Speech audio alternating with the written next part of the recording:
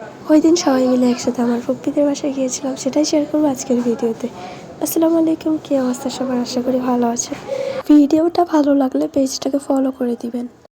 বাসায় গিয়েই খাওয়া দাওয়া করতে বসিলে আপনারা ভিডিওতে দেখে বুঝতে পারবেন হয়তো বা বাসায় গিয়েই খাওয়া দাওয়া করা শুরু করে দিয়েছি, কিন্তু আসলে না, বাসায় গিয়ে অনেকক্ষণ গল্প করার পরে তারপরে আমরা খেতে বসেছিলাম।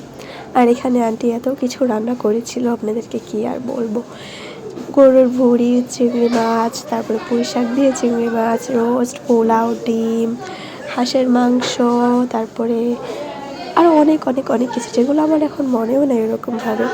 সো এখানে সবাই মিলে আমরা একসাথে খাওয়া দাওয়া করছিলাম।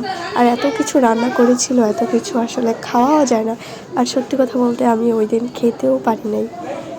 আর অনেক বেশি খাবার থাকলে আসলে এত খাওয়া যায় না যে কোনটা রেখে কোনটা খাবো একটু।